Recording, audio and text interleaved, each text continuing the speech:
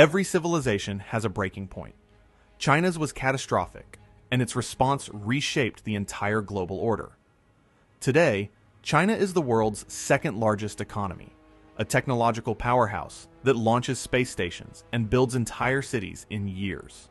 But just over a century ago, it was a wounded nation, carved up like a Thanksgiving turkey by foreign powers who treated it as nothing more than a colonial playground. The civilization that gave the world gunpowder, paper, and the compass was forced to legalize opium, surrender its cities, and watch foreign soldiers burn its palaces to the ground. So here's the thing.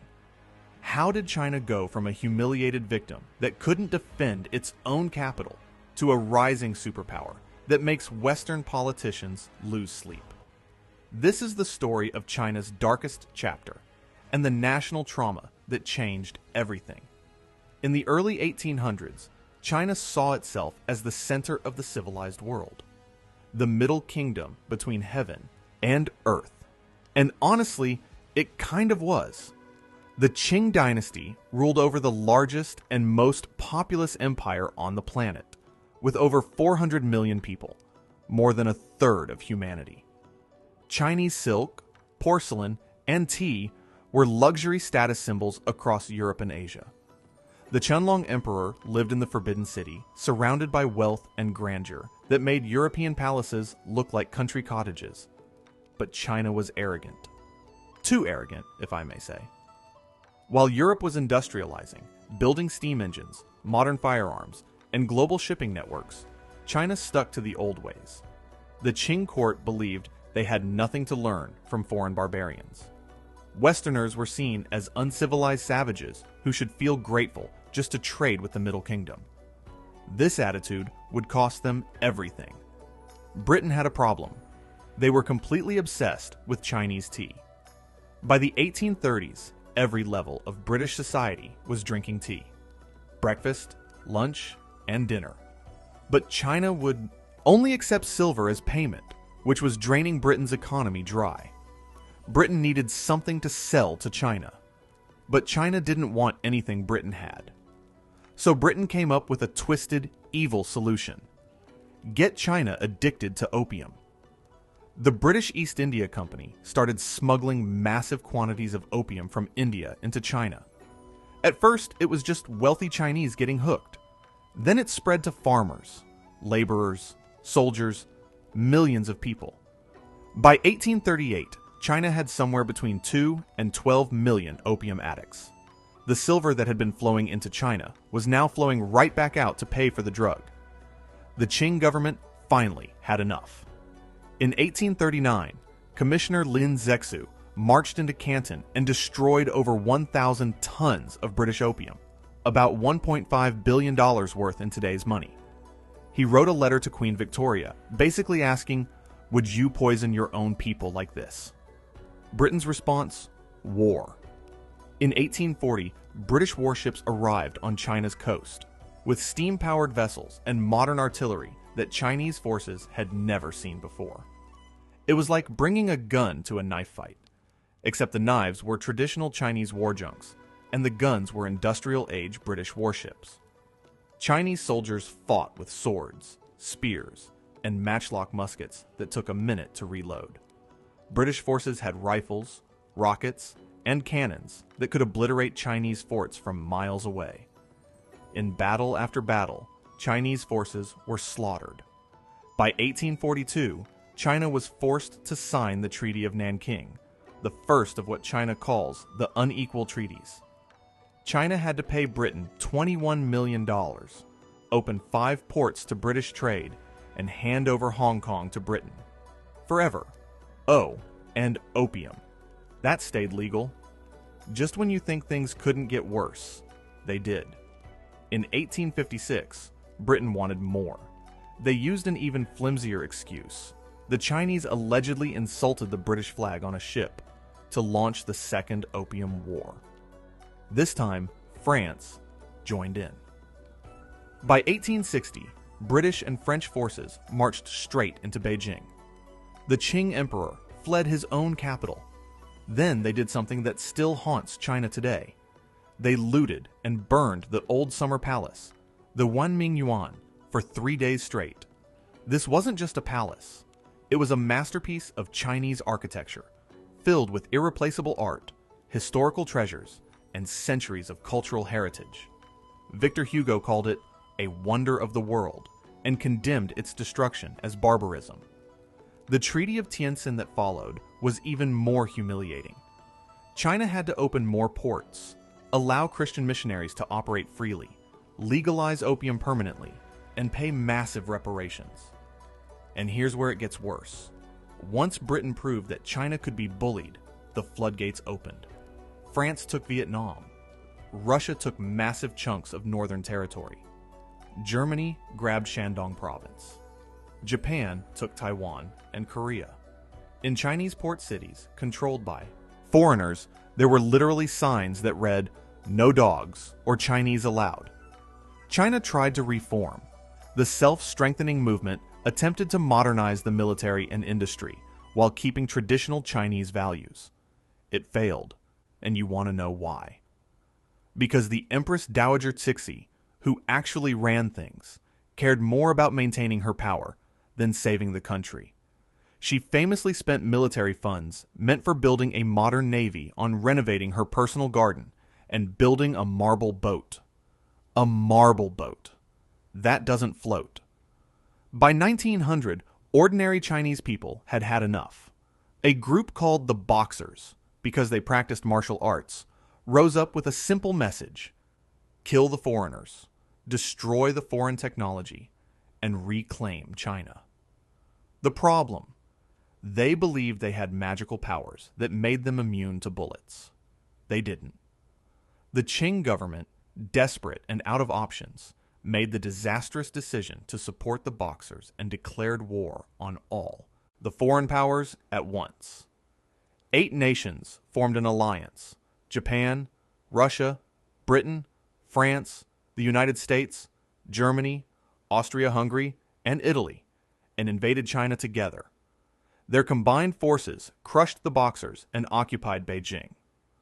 The resulting Boxer Protocol of 1901 was financial annihilation. China had to pay 450 million taels of silver, more than the government's annual revenue, over 39 years with interest. As historian Jonathan Spence wrote, this was the moment China's humiliation became psychological as much as physical, a wound to the nation's soul that wouldn't heal for generations. In 1911, the Qing dynasty finally collapsed. After 268 years of rule, it was over. But this wasn't the happy ending anyone hoped for. China descended into chaos. Warlords carved up the country. The new Republic of China was a republic in name only, a weak, divided, failed state that couldn't protect its own people. And then it got even worse. In 1931, Japan invaded Manchuria. In 1937, they launched a full-scale invasion of China. What followed was one of the darkest chapters in human history. In the city of Nanking alone, Japanese forces massacred somewhere between 200,000 and 300,000 civilians and prisoners of war in 6 weeks.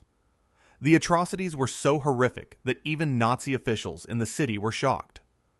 Japanese soldiers held competitions to see who could behead the most people with a sword. Newspapers reported it like a sporting event. The invasion unified China in a way nothing else had. The nationalists under Chiang Kai-shek and the communists under Mao Zedong, bitter enemies, formed a temporary alliance to fight Japan. For 8 years, China fought. Millions died. Estimates range from 15 to 20 million Chinese deaths. Cities were burned. Villages were razed. The Japanese military implemented a 3 alls policy: kill all, burn all, loot all. But something else was happening during this nightmare. The shared suffering, the shared hatred of foreign invaders, was forging a new Chinese national identity. For the first time in decades, Chinese people across different regions, different classes, different political beliefs were unified by one thing: the absolute determination that China would never be humiliated like this again. It was like pressure building in a volcano. Japan was defeated in 1945, but China's problems weren't over. The alliance between nationalists and communists immediately collapsed, and civil war resumed. By 1949, Mao's communist forces had won. Chiang Kai-shek and the nationalists fled to Taiwan. On October 1st, 1949, Mao Zedong stood at the gate of heavenly peace in Tiananmen Square and declared the founding of the People's Republic of China. He said 5 words that echoed through a traumatized nation. The Chinese people have stood up. It didn't matter that China was still poor. It didn't matter that the country was devastated by decades of war. What mattered was this. For the first time in over a century, China belonged to the Chinese. No foreign armies occupying Chinese soil. No foreign powers demanding tribute. No unequal treaties. China was China's again. Here's what they don't teach you. The century of humiliation isn't just history in China. It's a political tool. The Chinese Communist Party has institutionalized this memory. Chinese schoolchildren learn about it in vivid detail. Museums dedicated to it exist across the country. The message is hammered home constantly. This is what happens when China is weak. This is why we need a strong government. This is why we can never trust foreign powers. This isn't just history. It's a tool for political legitimacy. Any criticism of the Chinese government can be reframed as foreigners trying to weaken China again, just like they did during the Opium Wars. Any push for democracy or human rights can be dismissed as Western interference, just like the foreign powers that carved up China. This memory justifies everything. Military expansion. We need to be strong enough to defend ourselves. Economic nationalism. We can't depend on foreign technology. Territorial claims. We're just reclaiming what was stolen from us. The century of humiliation is the lens through which the Chinese government wants its people to see the entire world. Mao's attempts to modernize China, the Great Leap Forward and the Cultural Revolution, were catastrophic failures that killed tens of millions. But in 1978, a new leader named Deng Xiaoping took power and reversed course entirely. His policy was called socialism with Chinese characteristics, which really meant capitalism, but the Communist Party stays in charge. It worked. China experienced the fastest economic growth in human history. From 1978 to 2010, GDP grew at an average of nearly 10% per year. Entire cities rose from farmland. Hundreds of millions of people were lifted out of poverty. Infrastructure projects that would take decades in other countries were completed in years. In 2010, China became the world's second largest economy, surpassing Japan. Today, China is the world's largest manufacturer, largest exporter, and largest trading partner for over 120 countries. Modern China is obsessed with proving its back. The 2008 Beijing Olympics opening ceremony was a spectacular, no-expense-spared demonstration of Chinese greatness. China builds the tallest buildings, the longest bridges, the fastest trains. The Chinese space program plants flags on the far side of the moon. Chinese President Xi Jinping constantly invokes the Chinese dream and the great rejuvenation of the Chinese nation. The message is clear. China is no longer weak. China is no longer a victim. China is reclaiming its rightful place as a great civilization. And this isn't just government propaganda. Ordinary Chinese people feel it too. When Western countries criticize China on human rights or trade practices, many Chinese see it through the historical lens. Here they go again, trying to keep China down. It's viewed the same way China viewed the Opium Wars, as foreign powers trying to weaken China for their own benefit. If you want to understand why China acts the way it does today, you have to understand the century of humiliation. It's not an excuse, but it is an explanation. When China refuses to back down on Taiwan, it's because Taiwan was taken by Japan in 1895, and losing any more territory would echo that humiliation. When China builds artificial islands in the South China Sea, it's because China remembers when foreign navies sailed into Chinese waters and dictated terms at gunpoint. When China demands technology transfers from foreign companies, it's because China remembers being technologically dominated and is determined to never depend on foreign powers again. When the Chinese government cracks down on dissent and controls information, it's because the Communist Party's entire legitimacy rests on one promise: we'll make China strong enough that no one can ever humiliate us again. The moment they appear weak, the entire political foundation cracks. This historical memory has poisoned international relations in ways most people don't realize. China teaches the century of humiliation in schools. Britain barely mentions the Opium Wars. The average British person has no idea what Commissioner Lin did or why Hong Kong was British in the first place.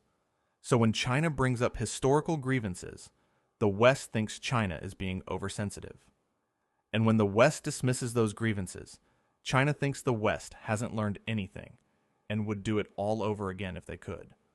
Were Britain, France, Japan, and others wrong to do what they did to China? Absolutely. Were those actions brutal, exploitative, and indefensible? Yes. But the China of today isn't the victim of 1840. It's a nuclear-armed superpower with the world's largest military and an economy that rivals the United States. The question is, will China use this power responsibly, or will it seek revenge for past humiliations? China's return to global prominence is undeniable. But what kind of great power will it be? Some believe China will be a responsible member of the international community, lifting developing nations and offering an alternative model of development. Others fear China is simply waiting for enough power to settle old scores and impose its will the way Western powers once did. What's certain is this: you cannot understand modern China without understanding what happened between 1839 and 1949. The century of humiliation isn't just history. It's the operating system running in the background of every major Chinese policy decision. The dragon was broken. The dragon rebuilt itself. And the dragon remembers everything.